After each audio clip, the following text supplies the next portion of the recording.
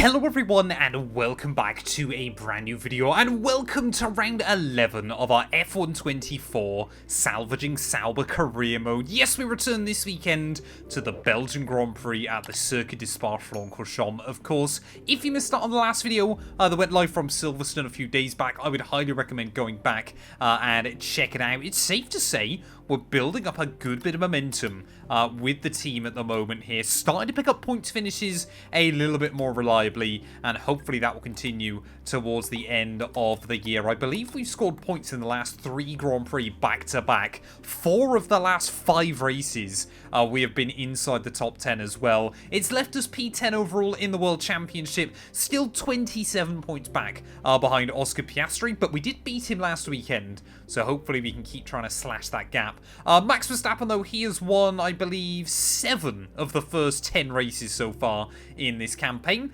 He's got an 80-point buffer now at the top of the table with just 6 races to go, so it's going to be very, very interesting to see. It's a question of when, rather than if he's going to win the World Championship this season. We are still bringing upgrades, though, to our car rather rapidly, actually.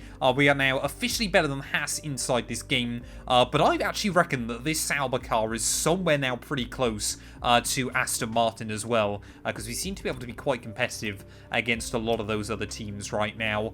Belgium, though, my favourite track on the Formula 1 calendar. Eau Rouge in cockpit cam is going to be very, very scary. Get yourselves subscribed. We're trying to hit 7k subs as well. And yeah, let's do this thing. Welcome to the behemoth that they value so highly. This is Spa. It's high speed. It is really challenging. We have elevation, we have dramatic corners, and we have one driver in a few moments' time who will take pole position. Well, we are taking a huge gamble then as we head into qualifying, inspired by our strategy back in Austria. I'm going to try and qualify this car on a set of intermediates here at Spa-Francorchamps, and I believe pretty much all of the AI will be on the full wets there. It's definitely going to take a little bit of adjusting to early on in the lap, but I think, yeah, if we can be brave, we can just find a little bit in the car, we can definitely make the difference there. As Eau Rouge in the full wet conditions is not particularly fun. Never quite know what the back end of the car is going to try and do as you make your way up. But yeah, this circuit, especially in these conditions, has delivered some surprises. Of course, Russell's brilliant lap back in 2021. It was Giancarlo Fisichella, wasn't it, that took Force India's first ever pole position as well around this venue back in 2008. But yeah, hopefully, I mean, I'd love to get Sauber's, I think, second ever pole, might be third. Can't quite remember. I know obviously they got it. Their first was, I think, Kubica, wasn't it? In Bahrain 2008 as well, but I just don't think we're quite going to have enough on this lap, annoyingly. Definitely struggling for a grip in a few places around the circuit. I don't think it's been a terrible error or anything like that on these tyres, but I don't think they're providing us with any kind of advantage either. It's certainly a little bit tricky to try and get the throttle down in some of the traction zones here. Making our way through Stavolo, though. Max Verstappen loves this venue, he loves these conditions, so I'm expecting him to look pretty good here by the end of qualifying, as we're just going to try and drain through the battery up in towards the final few turns. We almost qualified in the top 10 last weekend. Looks like we're going to be fairly close once again around this circuit as well. Luckily for us, it is meant to be sunny skies for the Grand Prix as well. Through the bus stop chicane, though, we'll go. Try and put the power down on the exit. We are going to end up P10 on the grid. I'm pretty happy. Well, there we go. 4 cars from 4 different teams making up your top 4, but it will be Verstappen then. Yet another pole position this season ahead of Russell and Lando Norris. Charles Leclerc in P4. Esteban Ocon, shout-outs to him as well, getting that Sauber up in... the Alpine even up inside the top 10. Quicker than myself, quicker than Carlos Sainz as well, and Sergio Perez there. No surprises that Lance Stroll seemingly struggled as well. Bottas, a lot further away than I would have wanted from him, I'll be honest. Last weekend he looked pretty strong, but anything can happen though as we head into the race. The Belgian Grand Prix, a race the great Ayrton Senna won 6 times, and in 2019, Charles Leclerc became the first driver to take their maiden win here since a certain Michael Schumacher in 1992. One of the circuits that makes Formula 1, Formula 1. Welcome to the Belgian Grand Prix. 19 corners, 4.3 miles or 7 kilometres. There's over 100 metres of elevation change here with long stretches of the lap spent flat out. Look out for the bus stop chicane. The final challenge before the temporary relief of the start-finish straight. Let's run you through the driver grid order for today's exciting race.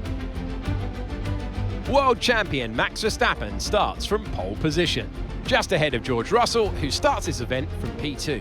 Moving on to the rest of the grid, we have Norris, Leclerc, Oscar Piastri, Fernando Alonso, Hamilton, Ocon, Sainz, Mr. Monaco, Perez, Gasly, Stroll, Albon, Tsunoda, Magnussen, Ricciardo, Bottas, Hulkenberg, and Logan Sargent. And now it's time to head down to the track. Okay, Mark here. Let's get another points finish today. I just want to say good luck. We're all counting on you. Well, 4 points finishes in a row, I think, would be something Sauber would dream of. I would assume that happened back in 2022, when the car looked pretty good at the start of the year, but apart from that, I can't remember the last time Sauber would have scored points 4 weekends back-to-back. Someone tell me down in the comments below. But yeah, 15 laps ahead of us today, though. Again, a bit like Silverstone, this track shouldn't be too aggressive on the tyres. So you know what, saying that, I'm going to try and risk it. We're going to go the other way on tyre strategy today. I feel confident in the car, and let's see whether that'll pay dividends for us then. Waiting on the grid for those 5 red lights here at the Belgian Grand Prix. Oh, a little bit sluggish on the reactions there, but it will be lights out and away we go. As Perez will immediately try and make some moves into turn 1. I'm going to get a little bit boxed in between him and one of the Williams there, as I think that was Albon trying to look around the outside of us. Almost made it happen there, but luckily we held firm. Don't think we made any contact with anybody, though. The Sainz already trying to have a look past Esteban Ocon at the top of the hill. Of course, the only, well, 2 DRS zones around here. But the first one of them is largely irrelevant there. Look at the Alpine trying to go back on the attack against the Ferrari car there, as one of the McLarens as well. I would assume that's Oscar Piastri really struggling on this opening lap. Plenty of chopping and changing up and down the order there, so I don't know if Verstappen came under any pressure or lost the lead and was trying to get it back. But we've kept it clean and tidy. Ultimately haven't gained, haven't lost anything through those first few corners there, as the new version of Spa feels very, very scary inside this game, where you've just got to be so much more precise, and in cockpit cam that can be quite difficult to do. Yeah, this place now properly feels unforgiving, and I love it. Oh, well, I thought Esteban Ocon was about to lose the DRS to your front runners, but annoyingly they all seem to Constantina back up in towards turn 1 there, as you just see everybody winding their way up through Eau Rouge and Radion. We're still going to try and go on the attack against the Frenchman, though. So we make our way out into the Kemmel, straight to the outside we'll go. It just about give me the space, and hopefully we'll clear it. No, we won't. Look how fast that Alpine is in a straight line. Is late on the brakes. We will get around the outside there. A confident, sweeping move around the outside of the Alpine. Hopefully we'll slow him down as well. But yeah, for us, though, the big goal early on, just make sure we hang with the cars in front, because we will have the advantage in the second half. Oh, here we go. Sainz now trying to look around the outside of Oscar Piastri. Australian there will slam the door shut on Carlos. I can't remember whether it's a feature in this game, but after doing some kind of the iRacing F1 events recently, I really did wish, if it's not in the game, that they added the kind of DRS bleep to tell you that you were in fact inside the range. Obviously you could get the one in my ear when we're in the DRS zone. Like I said, it might well be a feature that I've just forgotten about inside this title. But yeah, making our way though up through a Rouge and Radion once again. Surely Sainz this time round is going to try and capitalise there. Oscar Piastri will try and swing a little bit defensive against him. I don't know if either of them are still in the DRS range of the next car in front. Oscar Piastri, though, trying to go the long way around to get a little bit wedged out over the curbing. Will lose the place to Carlos Sainz then. But yeah, all this squabbling between these two, potentially allowing others to get away. But it is luckily allowing me to stay close.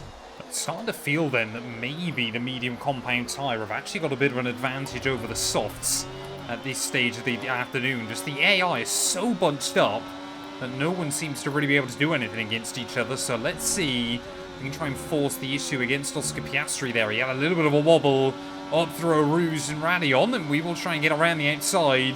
Already pulling alongside him by the time we get into the DRS zone there. But you can see the McLaren using extra bits of its battery. But around the outside we will go, and up into 8th spot then. I don't think we could risk trying to go to hards when we do box, but at the moment, yeah, everything really falling into place for us. Did last weekend pretty nicely as well, but let's see if we can go one better at least. No idea what's going on, but I just feel so quick and confident in this Sauber car over the last couple of weekends. I certainly don't now, as everybody else tries to use the battery in the overtake mode, almost 3 wide. They make their way up to the top of the hill, as I don't know which Mercedes that is battling with Sainz, but we're going to... Oh, a very opportunistic move. But we do get to the inside there. There was a little bit of wheel banging, but I don't think either of us picked up front wing damage from that. Was that Russell? I assume that was Hamilton. Behind. Okay, they're on old softs. Their tyres are 5 laps old. We think they've got one more stop. Your last lap time, 1 minute 47.2. There we go. Yeah, Hamilton, a very, very opportunistic move against the 7-time world champion. I'm sure he won't be too happy with that one, but again, no harm, no foul. So up into P7 then of this race, but again, Alonso just struggling to stay close to the cars in front.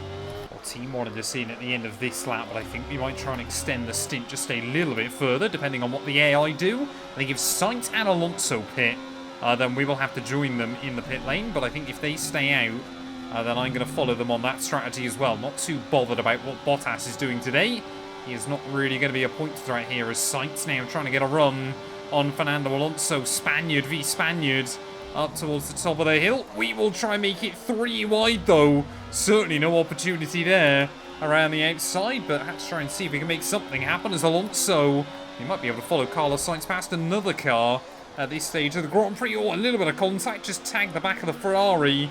So, oh, a little bit of wheel banging as well with Fernando. That all got a bit spooky, scary.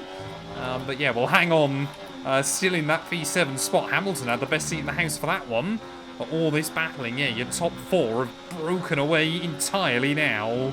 Wait and see then. Oh, Alonso in. Sainz wants to stay out though, so I think we'll stay with Carlos. That was a little bit of an indecisive one. But I think hopefully it'll work for us here.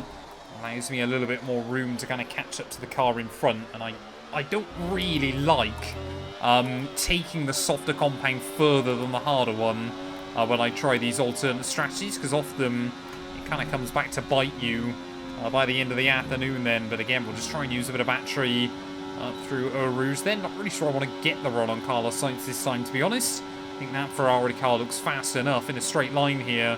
So we'll just try and get all over his gearbox, and then hope that he can drag me along. Into the pits though will come at the end of this lap. Hopefully the team will be ready. Well, I would assume we're up to about P3 then. Might be P4 still. I don't know how many cars are in front. No, there just seems to be one lone. I think that's a Mercedes that was out in front. So George Russell then leading the Grand Prix before everybody peels into the pit lane there. Almost put our own car into the wall. But yeah, just make sure we get it nicely slowed down. As Russell then, he might get a little bit held up behind both myself and Carlos Sainz. We might have completely sacrificed Valtteri Bottas in this Grand Prix. I think he's been a little bit screwed over in all of this, but try and get the clutch down. And we've jumped Sainz. I think we're ghosted. I don't know. See these tyres through to the end now. Either way, that strat has worked out really nicely for us, because we're up to P5 then in this GP, and you can see all 4 cars there just in front. Car looking very, very racy here, but we've got to try and use these soft compound tyres as best as we can. So the key now is don't end up behind Carlos Sainz by the end of the Kemmel Straight. I think we're going to be safe. Let's just try and use these softs. So Verstappen then back into P1. There's a surprise. Oh no, that's not good. Oh, luckily, obviously, the DRS is shut, but that's going to make life even more difficult then. Well, that means now, of course, obviously, unless the team can get it fixed by the end of the afternoon, which is probably 50-50 whether they will or not, we are going to be a sitting duck in a straight line towards the end of this race. That is devastating. Well, this is the big problem we've got at the moment. The soft compound tyre, they are working really, really nicely. I think we have probably been the fastest car on circuit over the last couple of laps, but unless the team can get that DRS fixed, we're just not going to be able to do anything with it. We're obviously quick through the middle sector and able to hang close to these guys in front, but without being able to use the straight line speed, you know, we're just going to kind of be stuck here. Leclerc and Verstappen, though, they are really going for it. George Russell definitely got the best seat in the house at the moment to watch this battle unfold, but even if we just get a couple of laps towards the end with working DRS, it could make all the difference. Oh, I might be able to get a run this time around. Nope, of course, Lando Norris gets the DRS there, but he does seem to be struggling for battery himself. So we'll really try and drain a load of ours here, and can we try and go late on the brakes just to put alongside him there and make his line awkward? Yes, we can. Oh, wheel to wheel through the Lafania? No, not Lafania. That's not a real name. Lacombe, even, I should say. And up then into P4 we will go. I mean, this could be... I mean, we could be in the fight for the win by the end of this one, which I certainly was not expected to say again after Austria. But, yeah, we just need that DRS. Well, finally then, with 2 laps to go, the DRS has been re-enabled. The team have clearly got it fixed up, but... I mean, we're just so far now behind George Russell, or... It's not that we're so far behind, sorry, but we're just far enough behind enough. We are still absolutely sending it through this middle sector, trying to claw back any time we can. Leclerc and Verstappen, though, at the front of the order. Those two are putting on a show. But has George Russell just waited in the wings, bided his time, and maybe he's going to have a go at them on the last lap of this GP? Only time will tell. The big question for me now is whether we can hang on to this P4. Well, coming under increasing pressure from somebody behind us. I don't even know who it is right now. Could be Lando Norris, could be Carlos Sainz, could even be Fernando Alonso here. You never quite know what is going on towards the end of the afternoon there. But one more lap. I know we have got a good eye on what's going on in front there. Charles Leclerc leads Max Verstappen. George Russell up into a Rouge and Rally on here. We're just going to try and use our last little battery that we possibly can. But we're going to be a sitting duck as we make our way out onto the Kemmel Straight. Has Leclerc got enough to try and defend from Verstappen? It's Lando Norris that is going to fly past us there. He won't quite get the car back onto the racing line, but he has got the grip towards the end of the afternoon, as those top 3 cars as well getting more and more close together. And I think Verstappen, he has made it by and back into the lead yet again. Don't know what happened towards the end of the British Grand Prix last time round, but Leclerc, he could have lost the race on the last lap there as well. Lando Norris, though, I think has just like kept enough in reserve that his plan was always just get back past us and try and pull away. So we're just desperately trying to recharge the battery pack to make our way through this middle sector here. Soft compound tyre, though, still feeling good. Definitely feel like we made the right strategy today. When it came to tyre strategy, though we might have fumbled it slightly in qualifying yesterday. Through Stabilo, though, one final time there. We're just going to have to start trying to drain the battery, see if we can get close enough to Lando Norris once again. Max Verstappen looks set to take, what, his 7th victory in 11 races here. It has been a dominant display by the Dutchman. Lando Norris, though, defensive in towards the bus stop chicane. Now, we will go late on the brakes around the outside, though. Get the power down on the exit. We've got to give Lando the room off of the corner. P4. It's always box office when this man's at the front. Max Verstappen takes the checkered flag. And now with 4 race victories in a row, it shows the power that they have, this stranglehold on the championship, and it's for the others to try and stop them before it's too late.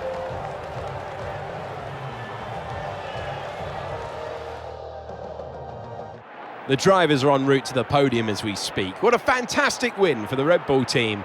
They've performed exceptionally today, keeping us firmly on the edge of our seats throughout the entirety of the race. Congratulations to everyone at the team.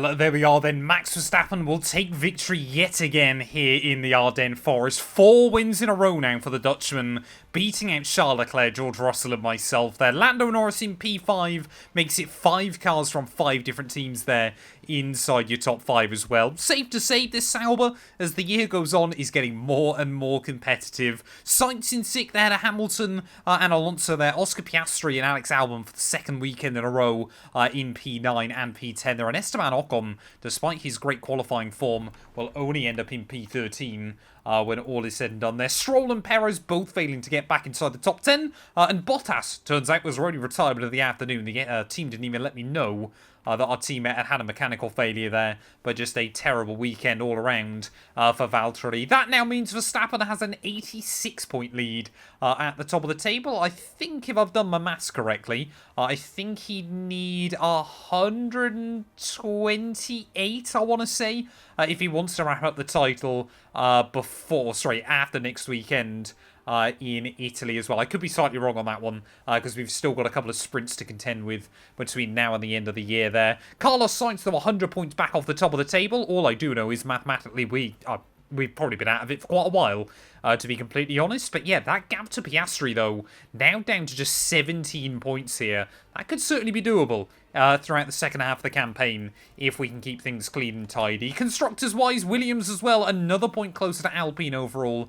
I'd love to see them get ahead of the French squad. Red Bull still with a 7-point buffer ahead of Ferrari. McLaren now the gap down to just 4 points between them and Mercedes as well. So plenty to keep our eye on as the season continues. Thank you all so much for watching. If you have enjoyed, please do make sure to leave a like, get yourself subscribed, and we'll be back very soon when Formula 1 returns ready for the Italian Grand Prix.